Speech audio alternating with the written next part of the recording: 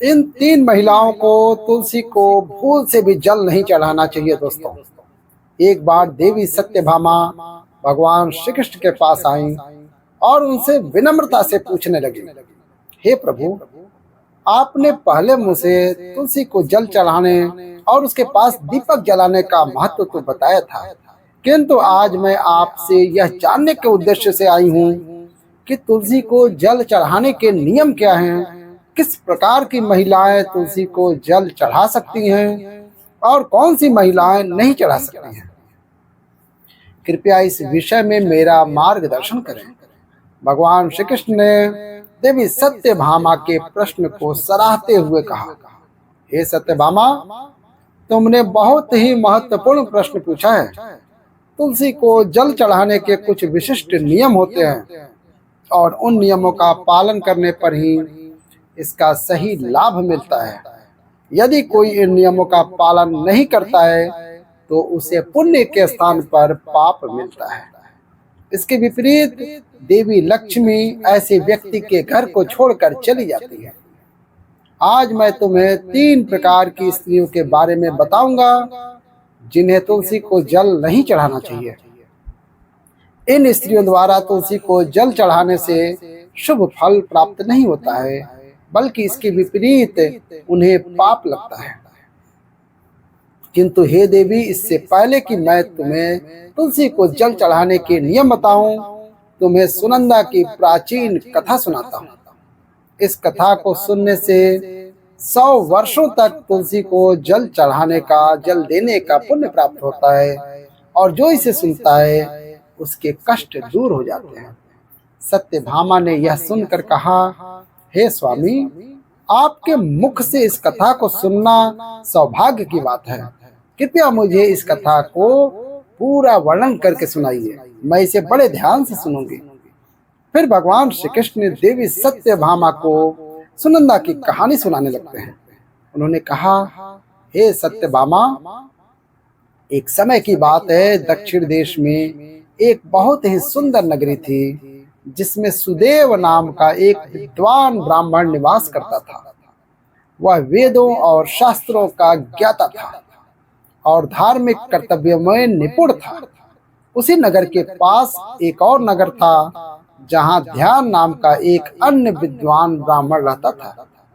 ध्यान के पास एक सुंदर गुणवान बेटी थी जिसका नाम सुनंदा था।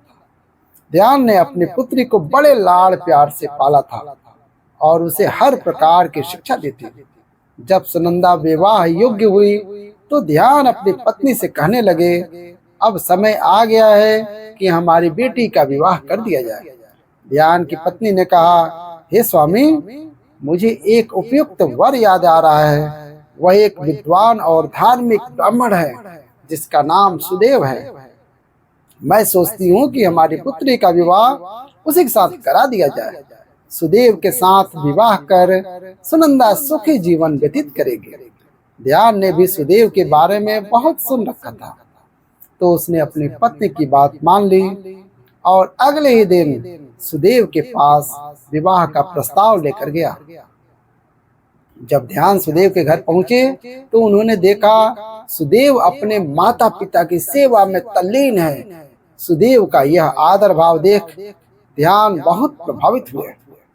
उन्होंने सुदेव के घर की पवित्रता और सजावट को देखा, जहां तुलसी का पौधा हरे भरे स्वरूप में विराजमान था और घर के भीतर भगवान विष्णु की प्रतिमा रखी हुई थी।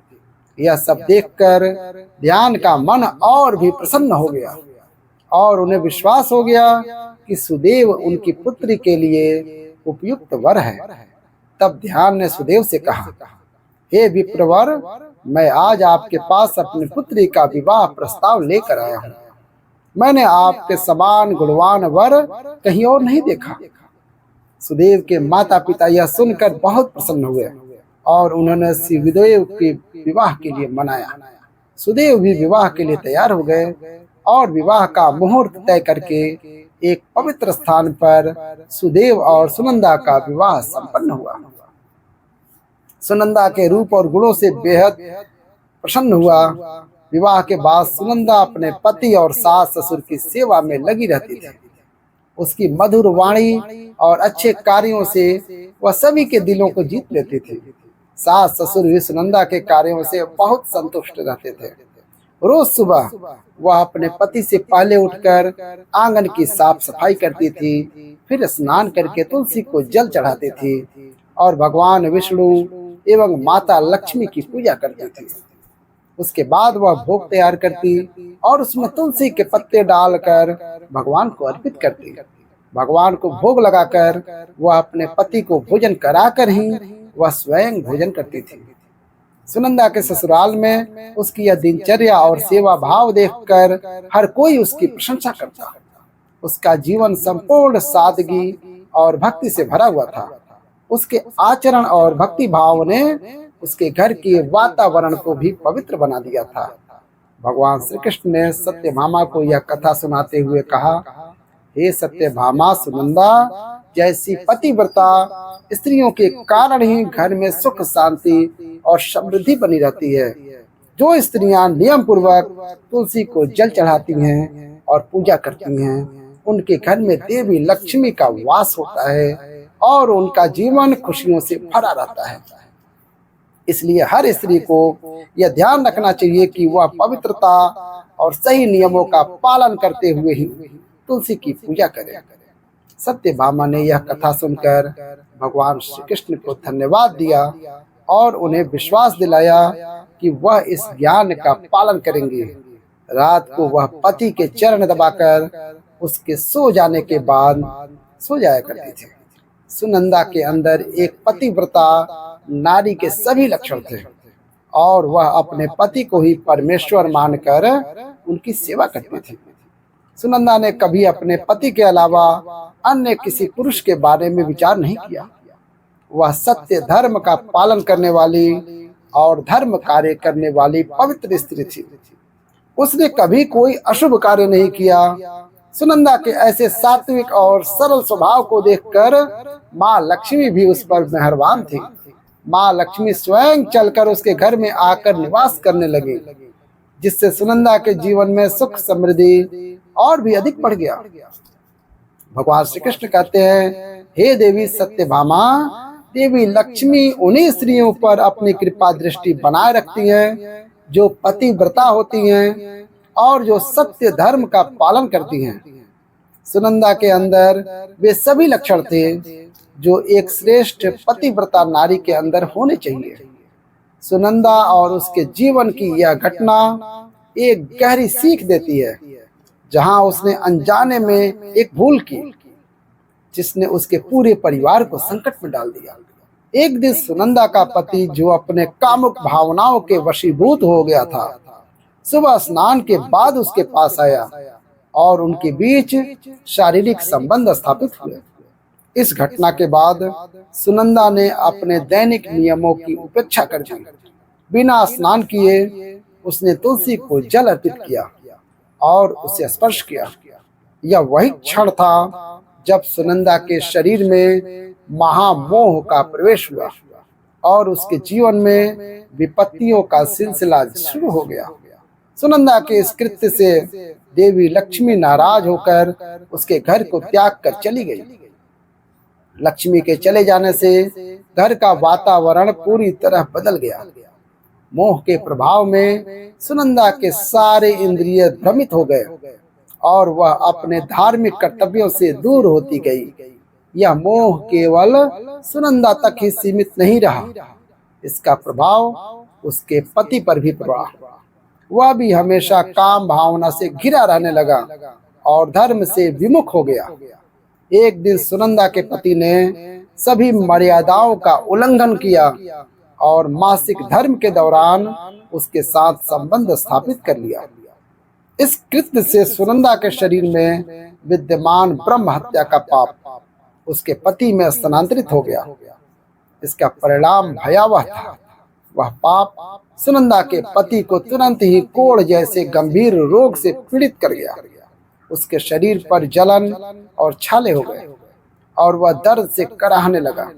सुनंदा की सास जब यह सब देखती है तो वह क्रोधित होकर सुनंदा को दोषी ठहराती है वह सुनंदा को पापिनी और कुलटा कहकर घर से बाहर निकाल देती है।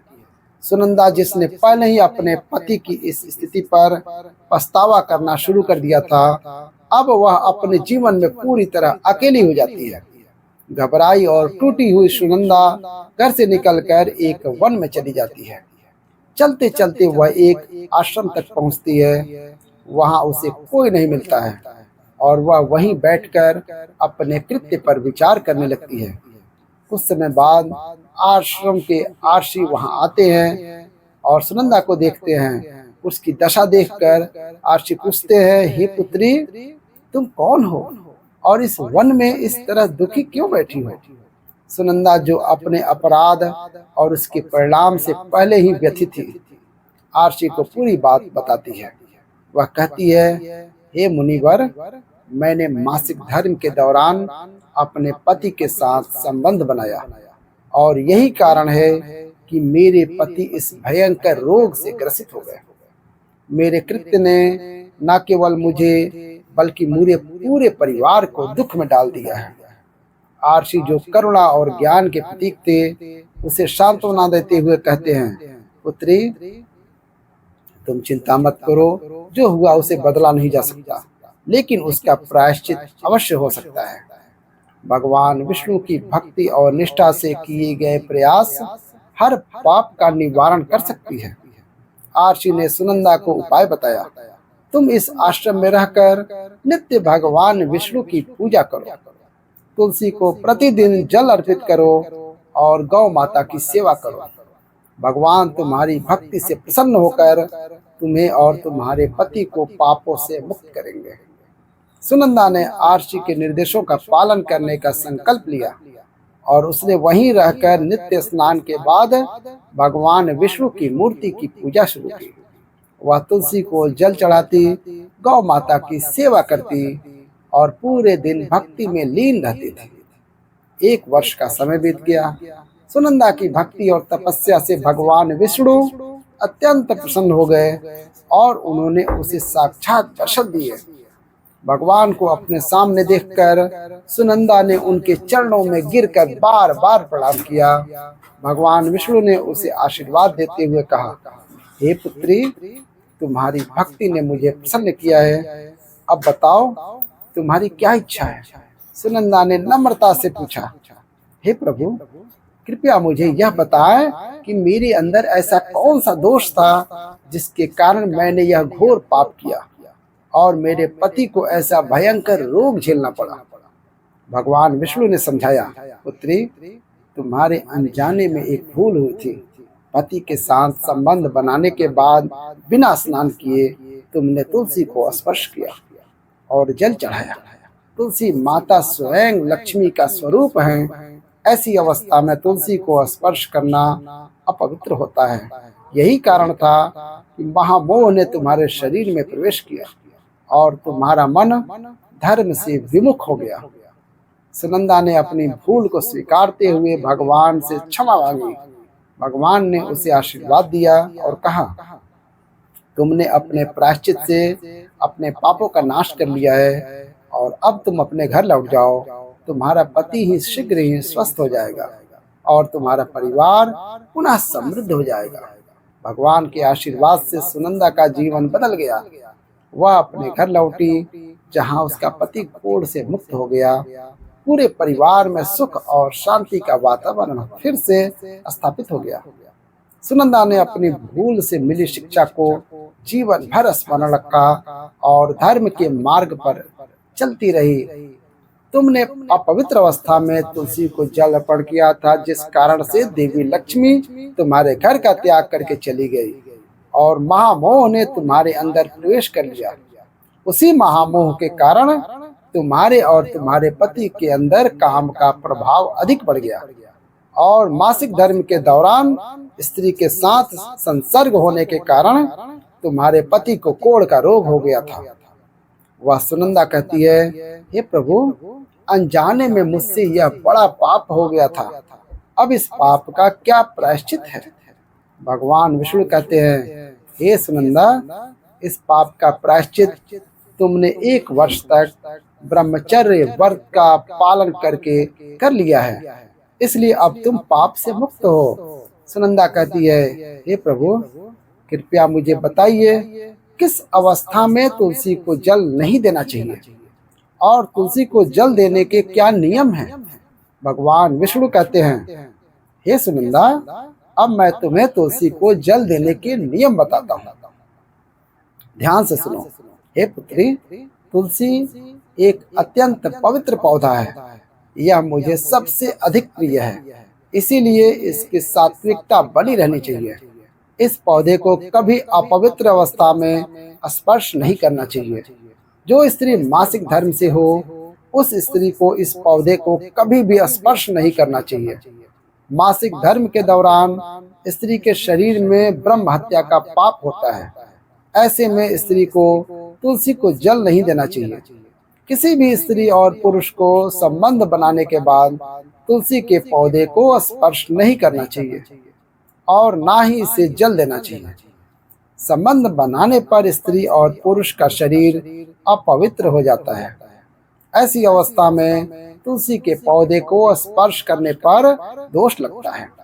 देवी लक्ष्मी ऐसे स्थान से चली जाती है। हे पुत्री, जो स्त्री अपने पति का त्याग करके चली गई हो, जो विवाह के पश्चात अपने पति को छोड़कर पुरुष के साथ निवास कर रही हो, ऐसी स्त्री को भी तुलसी को जल नहीं देना चाहिए। तुलसी की पूजा करने का अधिकार केवल पतिव्रता स्त्री को ही है। जो स्त्री ऐसी होती है जो तुलसी को, हे सुनंदा, अब मैंने तुम्हें तुलसी को जल देने के संबंध में महत्वपूर्ण नियम बताए हैं, तुम इसे ध्यान में रखो। तब सुनंदा कहती है, हे प्रभु, मेरे पति कोढ़ के रोग से पीड़ित हैं, कृपया करके मेरे पति को रोग से मुक्त कीजिए।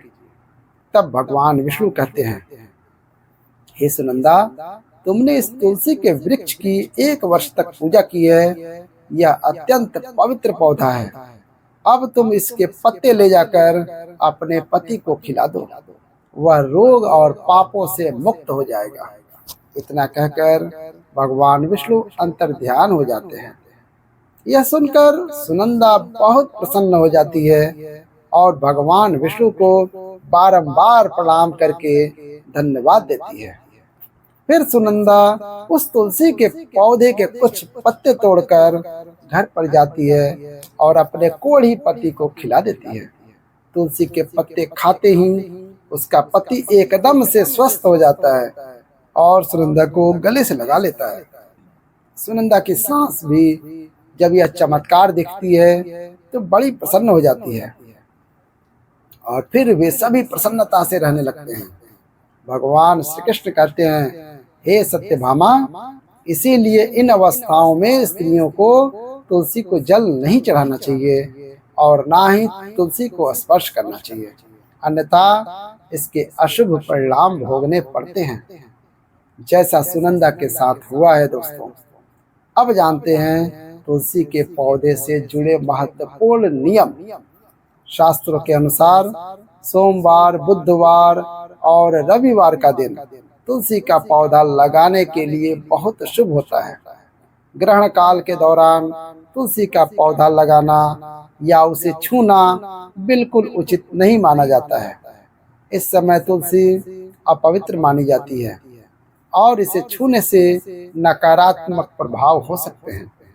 तुलसी का पौधा मिट्टी के गमले में लगाना सबसे उत्तम होता है और इसे घर के मुख्य द्वार के सामने सुंदर गमले में रखना चाहिए। तुलसी का गमला हमेशा जमीन पर या किसी ऊंची जगह पर रखा जाना चाहिए, लेकिन इसे कभी लटका कर नहीं रखना चाहिए। इसके लिए अच्छी और शुद्ध मिट्टी का उपयोग करना चाहिए। अशुभ स्थानों जैसे शमशान, नाली या शौचालय से ली गई मिट्टी का उपयोग तुलसी के गमले में नहीं करना चाहिए। तुलसी के पौधे को जमीन में लगाने की बजाय गमले में लगाना बेहतर होता है, क्योंकि जमीन में लगाने पर इसका आकार बहुत बड़ा हो सकता है। इससे पूजा करने में कठिनाई होती है और कई बार लोग इसकी टहनियाँ तोड़ने लगते हैं। साथ ही जमीन में लगे तुलसी के पौधे को पशु नुकसान पहुंचा सकते हैं। तुलसी का पौधा लगाने के लिए उत्तर पूर्व दिशा को सबसे शुभ माना जाता है। विशेष रूप से उत्तर पूर्व दिशा में तुलसी लगाने से घर का वातावरण सकारात्मक बनता है और परिवार पर शुभ प्रभाव पड़ता है। तुलसी का पौधा आग्नेय कोण यानी दक्षिण पूर्व दिशा में नहीं लगाना चाहिए, क्योंकि इस दिशा में यह जल्दी सूख सकता है। तुलसी को कभी भी अंधकार में नहीं रखना चाहिए और शाम के समय इसके पास दीपक जलाना शुभ होता है। इसके अलावा तुलसी को चुनरी और हरे रंग की चूड़ियां बांधना चाहिए। तुलसी को सजीव मानते हुए इसे कभी अकेला नहीं छोड़ना चाहिए। तुलसी के पत्ते तोड़ते समय ध्यान रखना चाहिए कि धारदार वस्तु जैसे चाकू या कैंची का उपयोग न करें। तुलसी के पत्ते उंगलियों से तोड़ने चाहिए। टहनियां तोड़ना वर्जित है, क्योंकि यह अशुभ माना जाता है। पत्ते तोड़ते समय नाखूनों का उपयोग नहीं करना चाहिए, क्योंकि इससे स्त्री के सौभाग्य पर नकारात्मक प्रभाव पड़ सकता है। एकादशी के दिन तुलसी के पत्ते तोड़ना भी वर्जित है। इस दिन की आवश्यकता के लिए एक दिन पहले ही पत्ते तोड़कर रख लेना चाहिए। सूर्य ग्रहण और चंद्र ग्रहण के समय तुलसी को छूना मना है। शाम के समय भी तुलसी के पत्ते नहीं तोड़ने चाहिए, क्योंकि इस समय तुलसी निद्रा अवस्था में होती है। ऐसा करना पाप माना गया है। पुरानी और सूखी तुलसी की पत्तियों को फेंकने के बजाय मिट्टी में दबा देना चाहिए। इससे नाली या कचड़े में फेंकना अशुभ होता है। रविवार के दिन तुलसी को जल अर्पित नहीं करना चाहिए। तुलसी को जल चढ़ाने के लिए शुद्ध पानी का प्रयोग करना चाहिए। गंदा या जूठा पानी चढ़ाना वर्जित है। कैसी लगी कथा? ये तुलसी के लिए कथा थी, और आपको भी तुलसी माता का आशीर्वाद बना रहे, माता लक्ष्मी का आशीर्वाद बना रहे, माता लक्ष्मी आपके घर में निवास करें। इसके लिए आप हमारे इस वीडियो को लाइक करें, और ऐसी कथा सुनने के लिए हमारे चैनल को सब्सक्राइब करके बेल आइकन दबा दें, और कमेंट में जय माता लक्ष्मी जरूर लिखें। इसी के साथ कथा का अंत करते हैं।